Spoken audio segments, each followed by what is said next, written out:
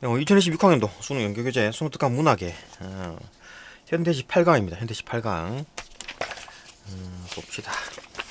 쭉 한번 읽어봅시다. 윤동주의 이제 병원이죠. 병원.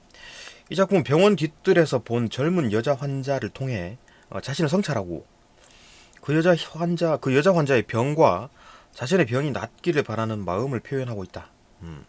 화자는 병원에서 가슴을 앓는 젊은 여자의 생기 없는 모습을 보게 되고 찾아오는 리가 없는 쓸쓸하고 적막한 분위기를 느끼게 된다. 또한 자신은 오래된 아픔의 원인을 모르는 늙은 의사의 몰이해에 대해 지나친 피로를 느끼지만 성내서는 안 된다고 분노를 자제한다. 그리고 화자는 자신과 여인이 모두 회복되기를 바라는 마음으로 그가 누웠던 자리에 누워 본다. 3년의 산문시 형태로 이루어진 이 작품은 3년, 그죠? 1년, 2년, 3년, 그죠? 3년의 산문시 형태로 이루어진 이 작품의 현재형 종결 표현을 사용하여 뭐 했다 뭐 이런 게 아니고 뭐 할 거다 이런 게 아니라 지금 현재형 종결함이 그죠? 뭐 한다 뭐 이런 거 사용하여서 현장감을 느끼게 하는 한편 묘사를 통한 시각적 이미지의 사용이 돋보인다. 묘사를 통한 시각적 이미지의 사용. 묘사를 통한 시각적 이미지의 사용. 묘사를 하니까 당연히 시각적 이미지가 사용되겠지. 그죠? 봅시다. 고통스러운 상황이 개선되기를 바라는 마음이다. 병원 뒤뜰에서 일광욕하는 환자를 본다. 나의 오래된 아픔에 대해서 생각한다. 나의 건강이 회복되길 희망한다. 지금 뭐 젊은 여자 이 사람도 아프고 나도 아프다. 산문시네요. 산문시 윤동주가 이런 시도 썼구나. 봅시다.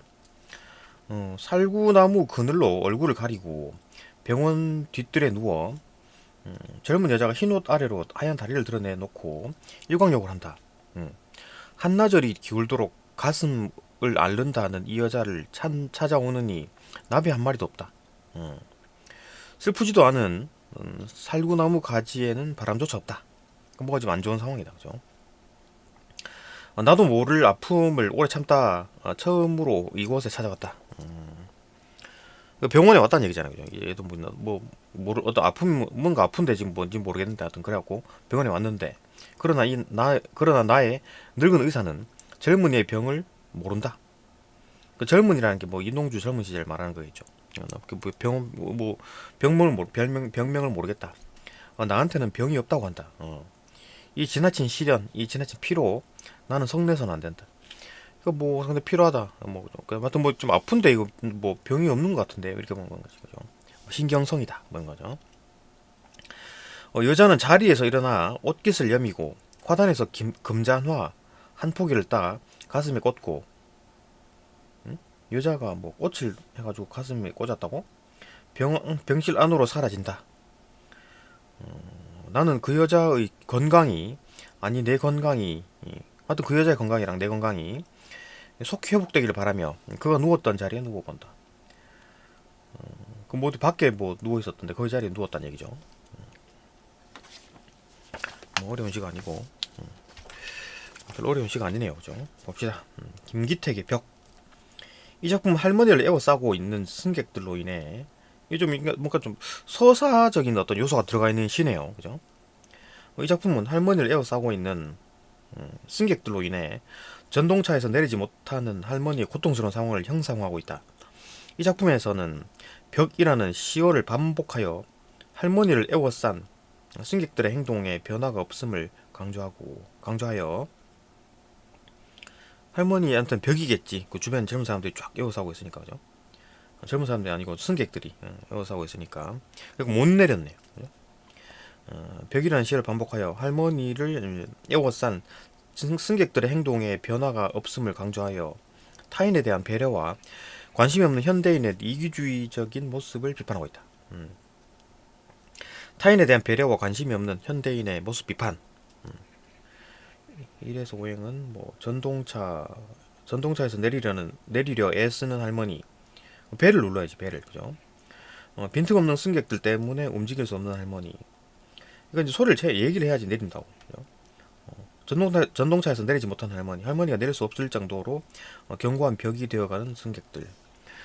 근데 뭐 내린다고 하면 다 비켜줍니다. 그 뭐 너무 좀 시가 좀 억지스러운 면이 있는데 하여튼 뭐 그런 어떤 그 상황을 가정했다, 그죠?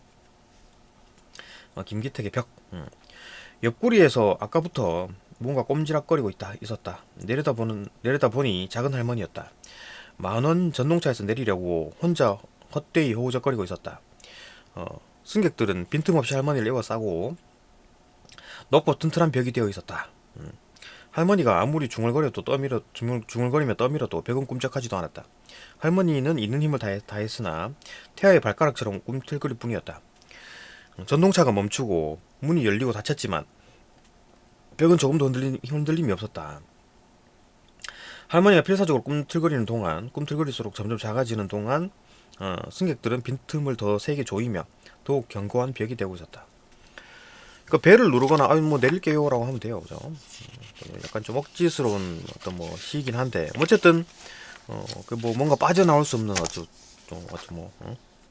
어쩔 수 없는 어떤 아주 그냥 힘든 상황이고 주변 사람들의 도움이 필요한 상황인데 도움을 안 주고 있다. 그런 상황이 있을 수 있죠. 있을 수 있습니다.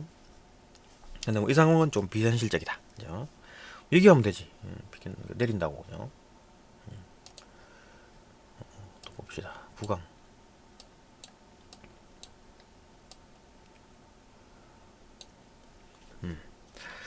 뭐 김현승의 눈물, 그다음에 김춘수의 강우 봅시다. 이 시는 김현승의 눈물. 이 시는 사랑하는 어린 아들을 잃고 그 슬픔을 종교적으로 승화하여 극복하고자 하는 시인의 의지를 담고 있는 작품이다. 자식을 잃은 상황임에도 불구하고 감정의 절제를 통해 화자의 정서를 드러내고 있으며 신의 섭리에 따라 자신의 슬픔을 승화하고 순결하고 순수한 삶을 담담하게 따르고자 하는 순종적 태도를 보여주고 있다. 그러니까 뭐 아들이 죽었어. 그럼 뭐 어떻게 뭐 받아들여야지 어떻게? 그죠? 순종해야지 뭐 어떻게?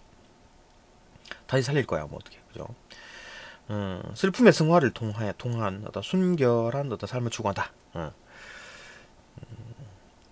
순결한 생명에 대한 염원, 순수 결정체로서의 눈물, 절대적 가치로서의 눈물, 꽃이 시들어 열매를 맺는 신의 섭리, 순결한 생명으로서의 부활과 눈물의 의미. 봅시다. 그 뭐 자기 아들이 죽었으니까 눈물이 엄청 슬펐겠죠. 봅시다. 김현성의 눈물. 이거 뭐 많이 보던 시네. 김현성의 눈물. 덜어는 옥토에 떨어지는 작은 생명이고죠. 흠도 티도 금가지 않은 나의 전체는 오직 이뿐이다. 나의 전체, 내 생명이, 그죠? 내 아들이 전부 다 이 생명이 오직 나의 전체다. 더 값진 것으로 드리라 하올제. 값진 것 가져와 드려라고 할 때 나의 가장 나종 지닌 것도 오직 이뿐이다. 생명, 작은 생명, 자기 아들, 그죠? 아름다운 나무의 꽃이 시들음을 보시고 열매를 맺게 한 당신, 뭐 신이겠지, 그죠? 신일 것이다. 열매를 맺게 했다. 그러니까 나의 눈물, 슬픔 뭐 이런 거겠지. 나의 웃음을 만드신 후에 새로이 나의 눈물을 지어주시다. 맨 처음에는 이제 아들 해가지고 기뻤는데 아들이 태어나서 기뻤는데 아들이 죽었다. 그래갖고 눈물 지어줬다. 뭔가 뭐 종교의 어떤 뭐 당신 이런 거 나오니까 그죠? 종교 그런 느낌이 든다. 그렇군요. 굉장히 좀 시가 좀 어렵네요, 그죠? 역시나 김춘수가 나오죠. 김춘수. 시가 어려워지게 된 장본이 그죠? 김춘수, 강우.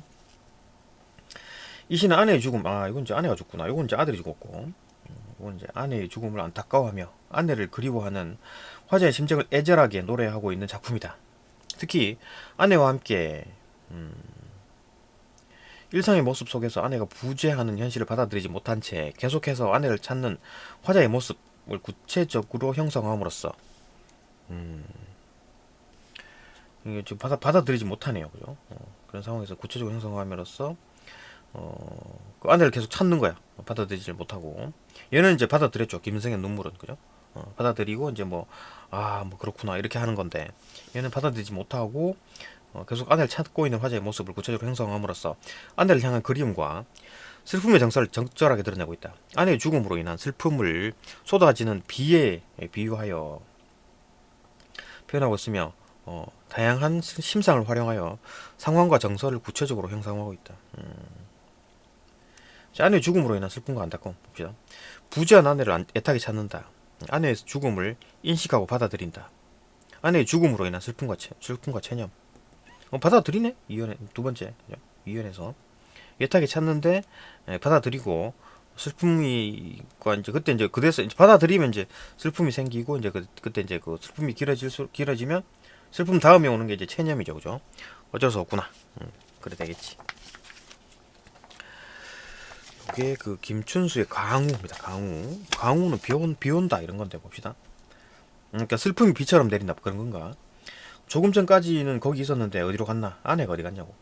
밥상을 차려놓고 어디로 갔나? 넙치지짐이 맵싸한 냄새가 코를 맵싸하게 하는데 어디로 갔나? 이 사람이 갑자기 왜 말이 없나? 내 목소리는 메아리가 되돌아온다. 그러니까 지금 죽고 없는 상황이죠. 내 목소리만 내 귀에 들린다. 이 사람이 어디 가서 잠시 누웠나? 옆구리 담괴가 다시 도졌나? 아니 이번에는 그게 아닌가 보다. 죽고 없는 상황이죠. 한 뼘 두 뼘 어둠을 적시면 이제 비가 온다. 강우죠. 혹시나 하고 나는 밖을 기웃거린다. 나는 풀이 죽는다. 이제 받아들인 체념. 빛바른 한치 앞을 못 보게 한다. 왠지 느닷없이 그렇게 퍼붓는다. 지금은 어쩔 수가 없다고. 지금은 어쩔 수가 없다. 뭔가 뭐 체념한다. 뭐 그런 것 같네요. 체념적이다. 어쩔 수가 없다. 체념.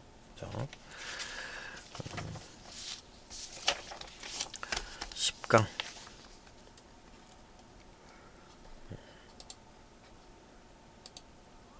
강에 김수영의 파밭가에서 봅시다.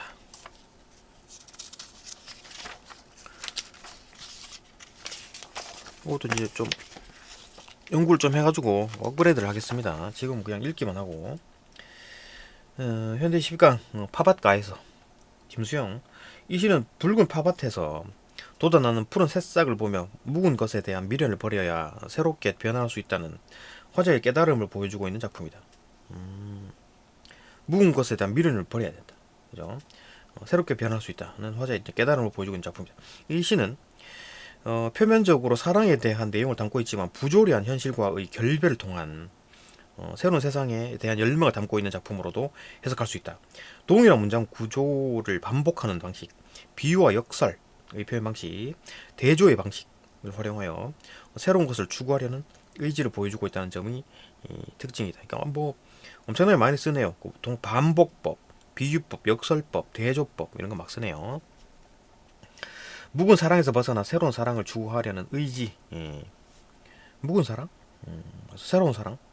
그러니까 뭐 옛날 여자는 잊어버리고 새로운 여자를 찾는다 뭐 이런 건가? 묵은 사랑을 잃을 때 김수영이 여잔가 남잔가? 묵은 사랑을 잃을 때 새로운 사랑을 찾을 수 있다는 믿음. 묵은 사랑의 힘을 떨치고자 하는 의지. 묵은 사랑에 대한 반성과 극복 의지. 묵은 사랑에 대한 뭘 반성한다는 얘기지? 극복하겠다. 극복하겠다. 김수영 파밭가에서 삶은 계란 껍질이 벗겨지듯 묵은 사랑이 벗겨질 때 파밭은 붉은 파밭에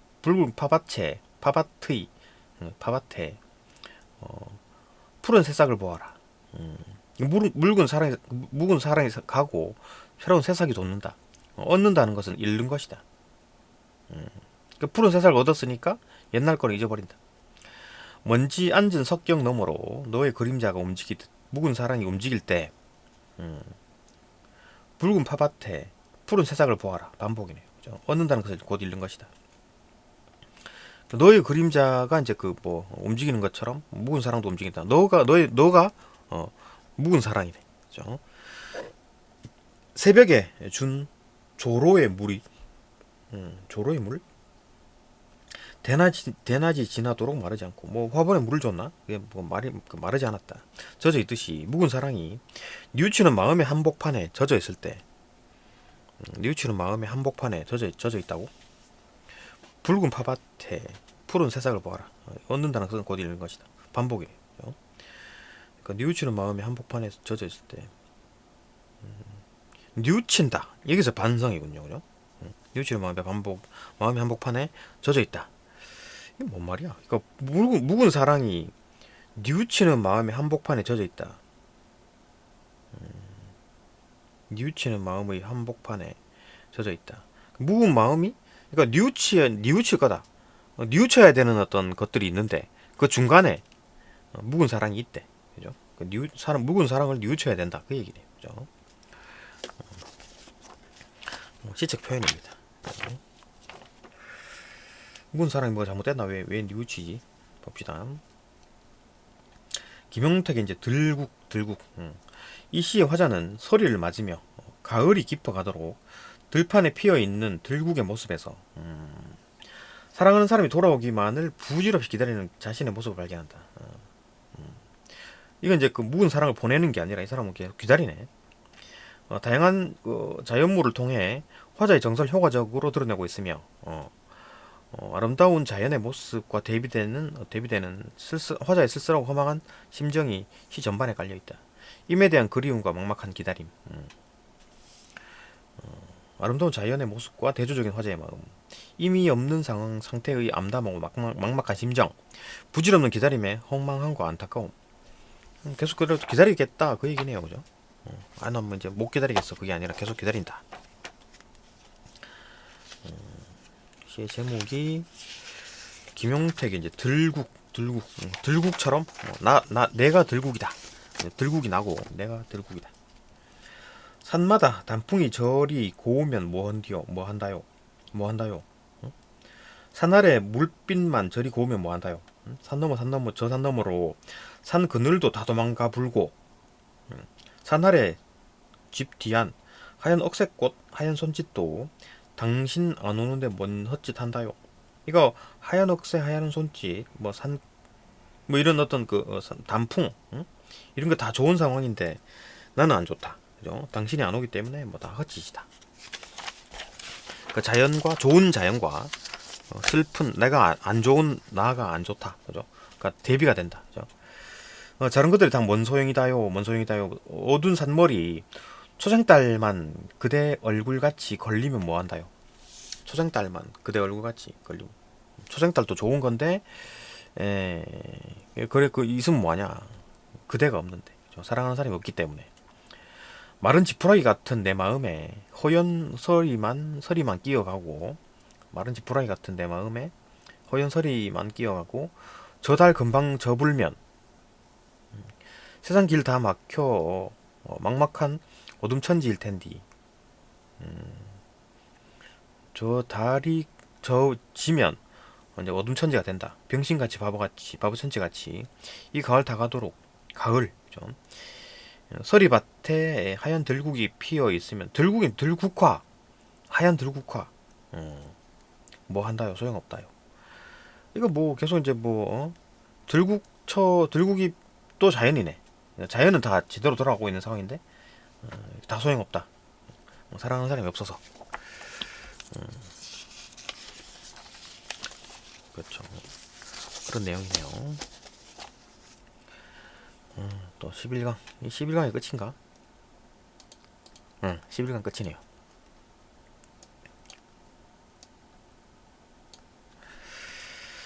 봅시다. 이게 문정이의 흙. 문정이의 흙. 수능에서 일반적으로 이제 그 수능 특강에는 현대시는 그대로 따오는 경우가 없지요, 그죠? 봐도 그런 경우 없는 것 같고 그대로 이제 연계되는 건 없는 걸로 알고 있는데 예전에는 했었는데 요즘은 그렇게 안 나오던 것 같던데요, 그죠? 그래도 모르니까 계속 봅시다. 문정이의 흙. 이 작품은 흙이 지니고 있는 모성을 예찬하고 있다. 1년에서 화자는 자신의 흙의 이름을 부러워한다고 하면서 흙의 이름을 부러워한다고? 흑하고 그를 불러보라 라고 말한다. 흑이라는 발음이 마치 울음소리처럼 들린다는 점에 착안하여 심장 저 깊은 곳에서 눈물 냄새가 차오르고 두 눈이 젖어온다는 진술을 이끌어내는 것이다. 이연에서 화자는 생명의 근원으로서 흙이 지닌 속성에 대해 예찬하고 있다. 흙은 생명의 태반인 동시에 귀의처이기도 하며 한 줌의 씨앗을 한 가마의 곡식으로 돌려주는 것이다. 흙이 한 씨앗이 이제 한 곡식이 되잖아요, 그죠? 생명의 태반이다. 3년에서 화자는 울음소리처럼 발음되는 흙의 이름을 부러워하며 모성을 떠올리고 있다. 그는 바로 그 모성으로 인해 흙의 이름을 부르는 소리는 아름다운 목숨의 메아리가 되는 것이다. 그리고 그 모성이란 자신을 퍼올리는 자기 희생을 바탕으로 할 수밖에 없기 때문에 자기 희생이 생긴다. 모성에서는 자기 희생이 필요하다. 기 때문에 슬프기도 하다. 자기 희생이 있기 때문에 이제 슬프다. 흙이 지닌 모성에 대한 예찬, 울음소리를 떠올리게 하는 흙의 이름. 흙의 근원이 되는 흙이다. 생명의 근원이 되는 흙이다. 흙이 지닌 슬프고도 아름다운 모성. 봅시다. 뭐 모성이라는 게 조금 이제 자기를 좀 희생하는 게 있기 때문에 이제 그게 이제 모성이다. 뭐 그래서 아름답다. 뭐 이런 얘기를 하는 거죠. 문정이의 흙. 이 사람은 여자 같네요. 이름도 여자네. 흙이 가진 것 중에 제일 부러운 것이 그의 이름이다. 흑흑흑하고 그를 불러보라. 심장 저 깊은 곳으로부터 눈물 냄새가 차오르고 이내 두 눈이 젖어온다. 우는 것 같다. 그죠? 그래서 부럽다. 왜 부럽지? 흙은 생명의 태반이며 또한 귀의처인 것을 나는 모른다. 귀의처? 돌아가거나 돌아와 몸을 의지하는 곳. 흙에 이제 의지를 할 수 있다. 생명의 태반이다. 생명이 태어나는 것이다. 다만 그를 사랑한 도공이 밤낮으로 그를 주물러서 달덩이를 낳는 것을 본 일이 있다. 본 일은 있다. 그게 뭐야? 도공이 흙을 막 주물러가지고 달덩이를 만들었다고? 그릇을 만든 게 아니고 도자기를 만든 도공이 도자기. 그죠? 본 일이 있다.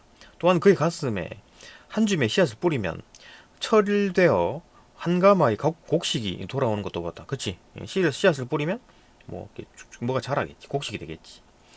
흙의 일임으로 농부는 그것을 기적이라고 부르지 않고 겸하게 농사라고 불렀다. 그래도 나는 흙이 가진 것 중에 제일 부러운 것은 그의 이름이다. 반복인 것 같은데? 그의 이름.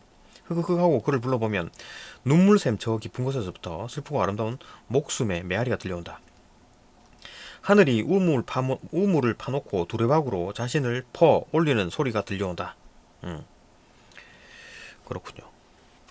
두레박으로 자신을 퍼 올리는 소리가 들린다고? 하늘이 우물을 파놓고 두레박으로 자신을 퍼 올리는 소리가 들려온다? 이게 뭔 말이야? 메아리가 들려온다. 목숨의 메아리가 들려온다. 흑흑하고 우는데 목숨의 메아리. 그러니까 어떤 땅이 어떤 어떤 생명의 태반이니까 어떤 목숨과 연관되겠죠. 뭐가 태어나는 곳이다. 메아리가 들려온다. 하늘이 우물을 파놓고 두레박으로 자신을 퍼올리는 소리가 들려온다. 그 우물을 보고 들여다보면 그 밑에서 뭐가 올라온다. 자신을 퍼올린다. 하늘이 자신인가? 어렵네요, 그죠? 아름다운 모성, 흙이 지닌 슬프고도 아름다운 모성. 3년, 그죠? 이거 보면 흙이 지닌 슬프고도 아름다운 모성이라 그랬는데, 이 모성이 어디 있지 여기서? 자신을 볼. 그래서 모성은 안 보이는데, 좀 연구를 해봐야 되겠네요. 또 봅시다. 그러니까 이 해제가 이거 해설이 지 마음대로 해설을 했어. 우리는 봐도 모르겠고, 그죠? 봅시다. 또 복혁은의 느티나무로부터. 이 작품 느티나무와의 교감을 시도하고 자연물에 내재된 원리를 발견함으로써 인간과 자연을 포괄하는 삶의 의미를 도출하고 있다. 느티나무와 교감을 시도하고 자연물에 내재된 원리를 발견함으로써 인간과 자연을 포괄하는 삶의 의미를 도출하고 있다. 인간과 자연, 교감, 삶의 의미. 화자는 느티나무의 모습을 통해 삶의 고통이나 상처가 타자를 포용할 수 있는 기반이 될 수 있음을 인식하고 타자를 포용할 수 있는 기반이 된다. 삶의 고통이나 상처가 타자를 포용할 수 있는 기반이 된다. 느티나무의 모습을 보면서, 그죠? 그걸 인식하고 자신과 타자를 긍정하는 삶을 지향하는 모습을 보여준다. 그 느티나무를 보고 뭘 깨달았다. 그 얘기인데 뭘 깨달았냐? 삶의 고통과 상처가 이제 타자를 포용할 수 있는 기반이 될 수 있다. 그 나의 어떤 고통과 상처가 다른 사람들을 포용을 하게 된다. 왜냐하면 내가 상처가 났기 때문에 내가 고통, 아픔을 아는 거지. 그렇기 때문에 다른 사람들이 이해를 하게 된다. 뭐 그 말인겠죠, 그죠? 느티나무로부터 느껴지는 동질감, 상처가 생명의 근원이 될 수 있다는 깨달음, 타자를 배려하는 삶의 의지. 타자를 배려한다고? 그렇게 배려하는 삶을 살겠다. 뭐 그런 의지가 있다는 얘기인가? 복효군의 느티나무로부터 배웠다. 그죠? 푸른 수액을 빨면 매미 울음꽃 피우는 한낮이면 꿈에 젖은 듯 반쯤은 졸고 있는 느티나무,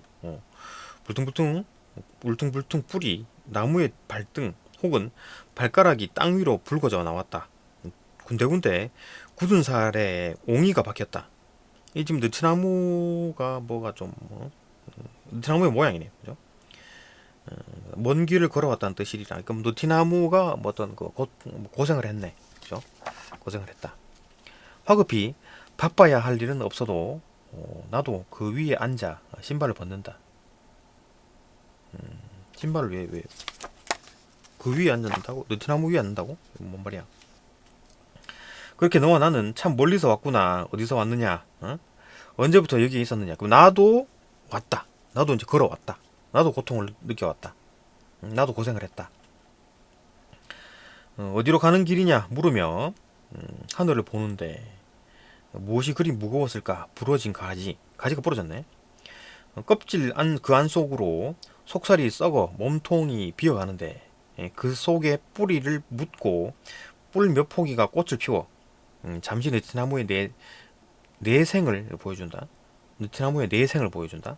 아, 느티나무가 이렇게 고생했구나. 이런 걸 보여준다.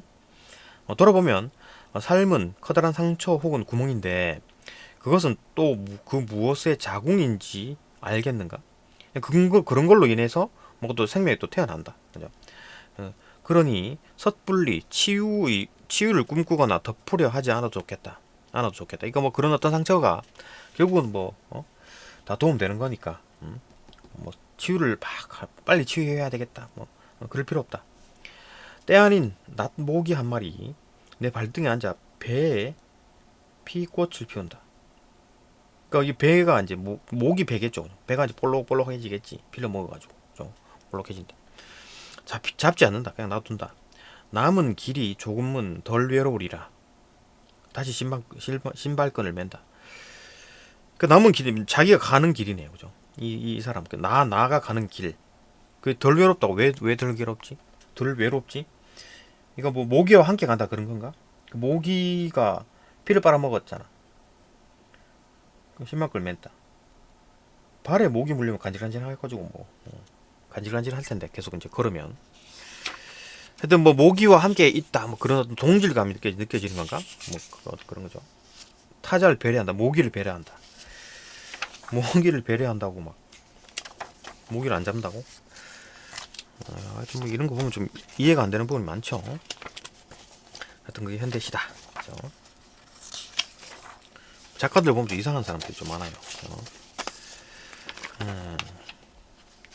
하여튼 뭐 여기까지 다 봤네요. 현대시 다 봤다. 여기까지 다 보고 또 다음 영상으로 넘어갑시다.